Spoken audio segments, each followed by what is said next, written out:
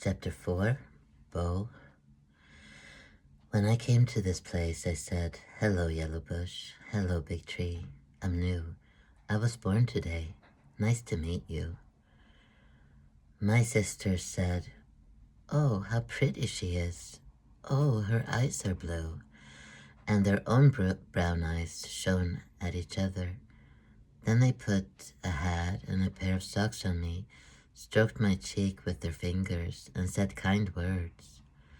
Lydia, they said. Lillo, it became, and Lo, and Bo. Bo. "It's another girl," the neighbors said when Mom took me out in the stroller for the first time and trudged up the street. "Their eighth daughter," they said. Some were eager.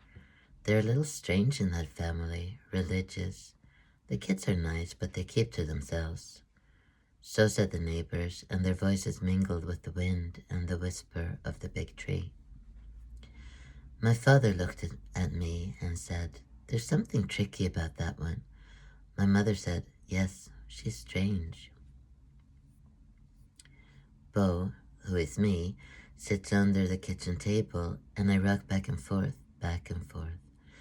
I went downstairs when the sisters were asleep, when the walls were resting and the floor was blowing dust. I went down to the kitchen and sat in my place under the table and listened. The dust bunnies began to play, the walls began to yawn, and the yellow bush shook itself.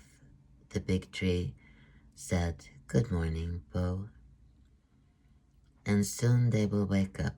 The silent dance of the day will be replaced by the sharp winds of the day, the silent dance of the night. So I sway, I cradle myself safely before the game of life. Lisa is first. I hear her steps down the stairs and into the kitchen. She thunders within her skin, within herself. Lisa is, "Now I have to. Now I have to make breakfast for the kids. Now I have to take care of my room. Now I have to go to school even though I haven't done my homework." She's all musts. She gets hard.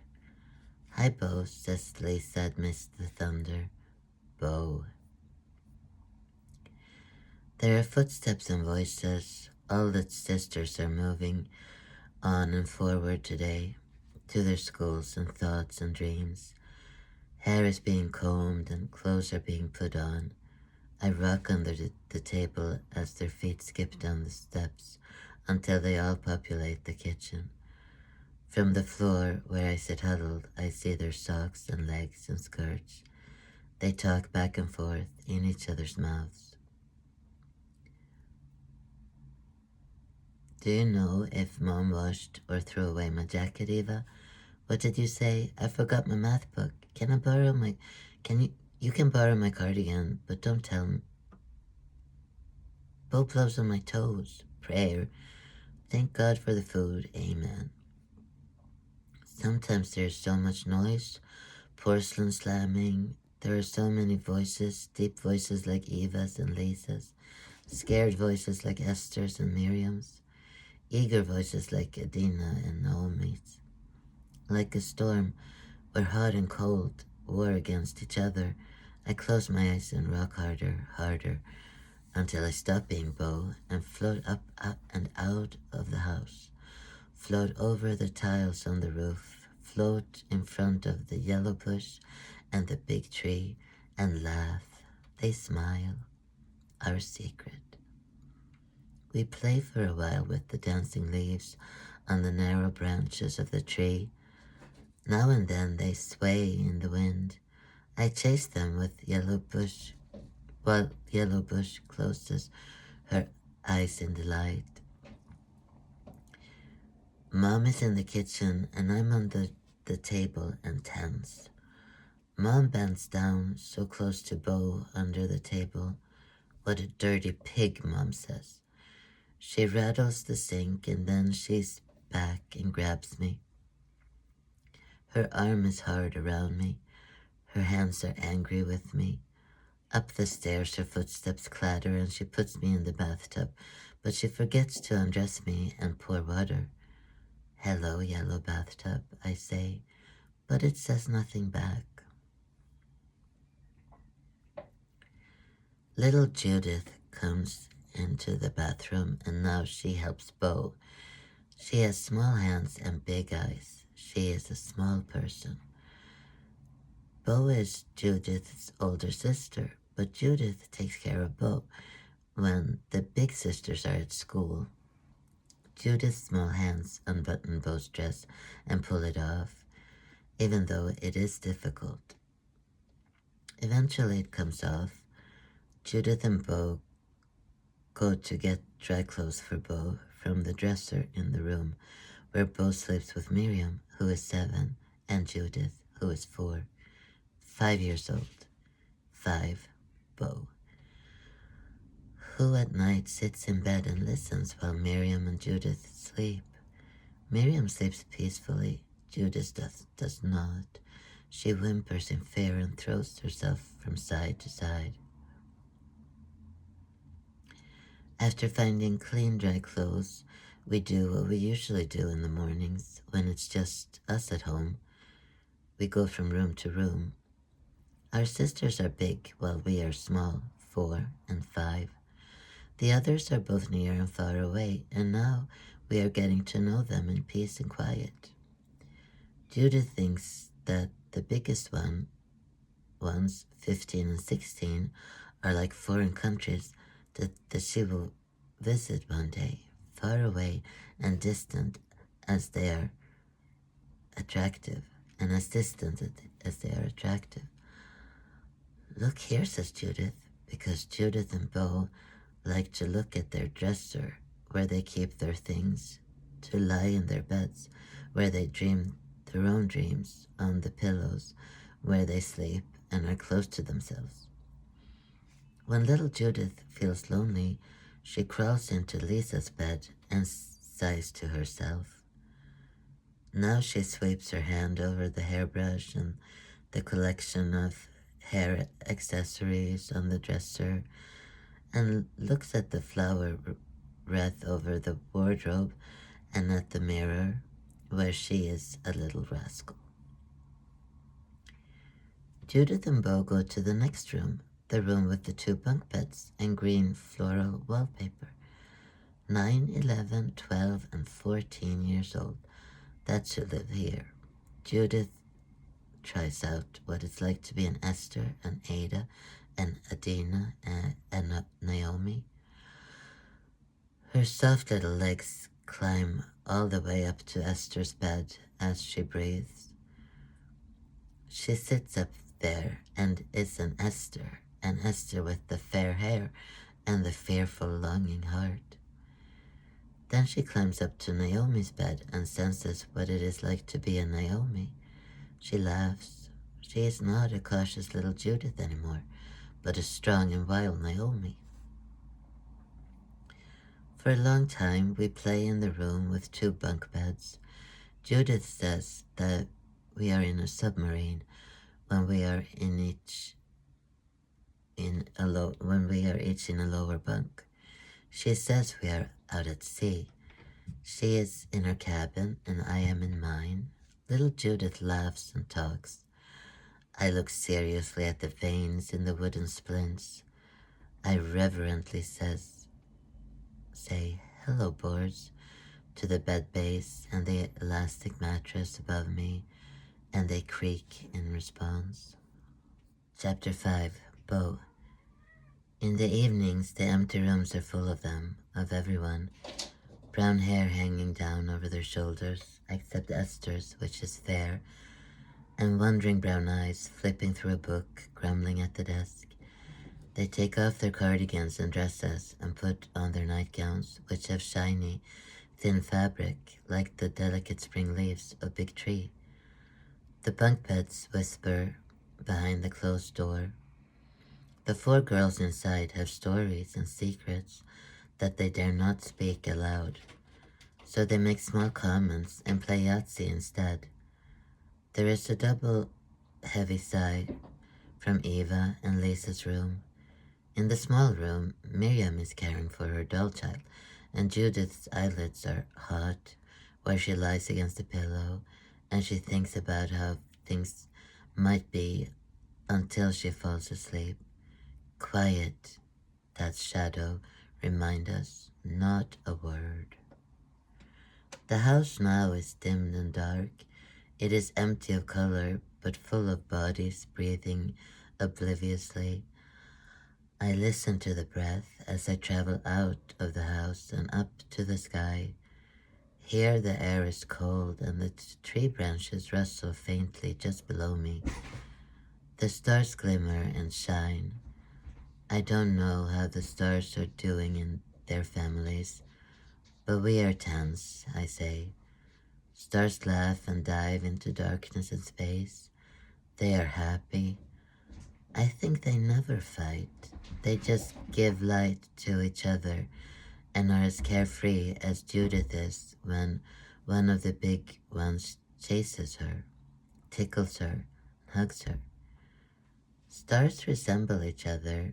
There's hardly any mom or dad in their families.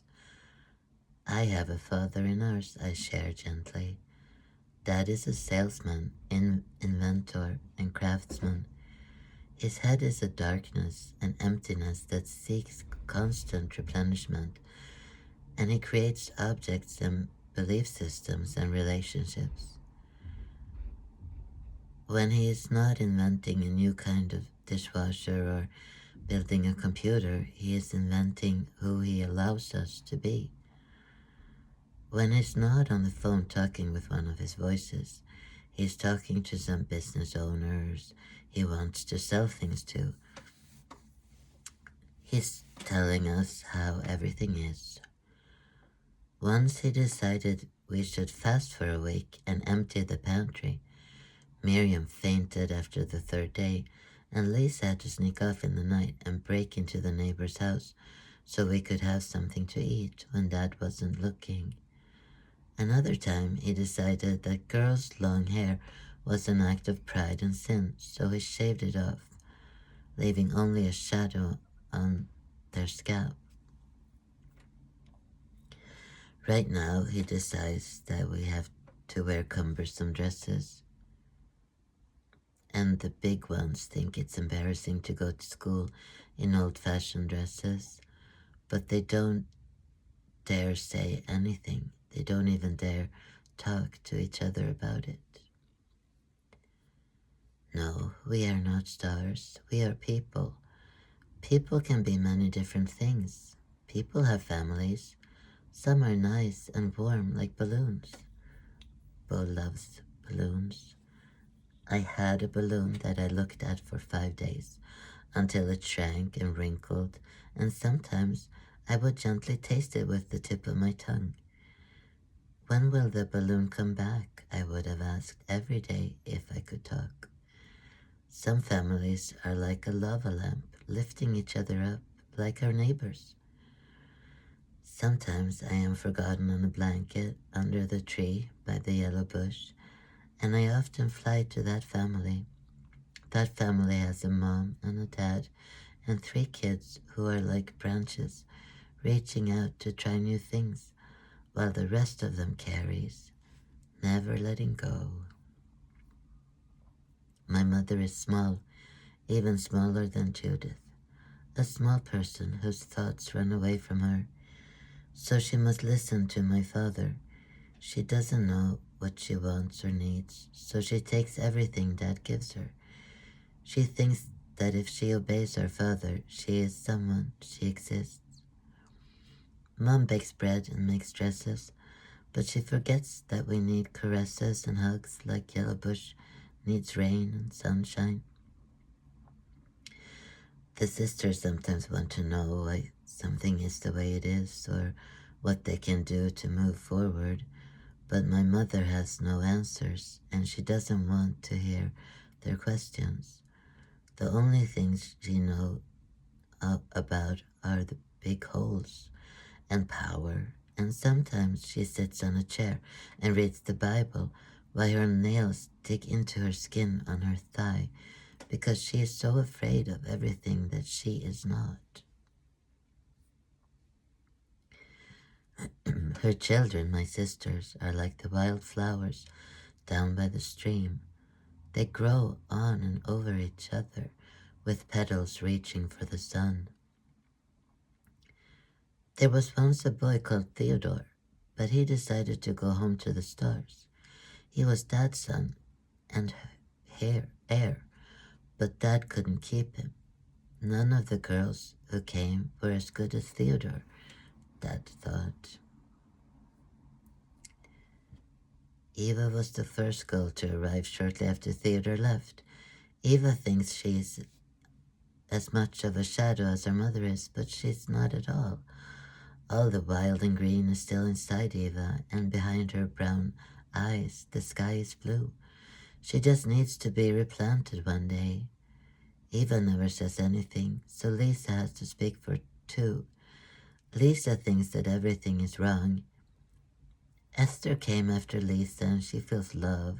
Ada came after Esther and is calm and inquisitive, and Adina, who came after Ada, gets to help Dad with his inventions and building projects, and Naomi, who came after Adina, listens to Adina so that she can believe that everything is fine and that we are happy. But Miriam, who came after Naomi, tells them to be quiet so that Mom and Dad can't hear. Please, says Miriam, be quiet, please. Don't fight, she says to Lisa. She leans her cheek against your cheek when she reaches you. Bo. Judith is the youngest sister. She is a cautious little girl, and sometimes she is afraid. Lisa is not afraid, and Lisa loves Judith as much as Judith loved Lisa, who used to push her in the stroller and pretend Judith was her own child. Chapter 4 and 5 comments. The distance between Alva and the sisters is vast and subtle. Compare it to night and day or dreams and wakefulness. There are subtle commonalities, but for the most part the difference is absolute. And it is precisely this distance that prevails for a person with DID. One keeps them at bay with the full force of the psyche. This is done to survive the threats that once caused the fragmentation. A fear lives on within the system and maintains the distance. Yet, in secret, some of the parts may still benefit from one another, somewhere within the story, in the subconscious. Without life, no story. Without a story, no life. I wrote the story of Bo and her sisters as a standalone narrative with the aim of giving my parts a voice. To me, my parts were living, complex people. I had pushed them away because of the phobia that comes with DID, but writing about my parts as a cohesive group of siblings was a way of bringing them all into the light, appreciation and acceptance. What aspects does your personality have? What parts would you have if you had developed DID due to trauma?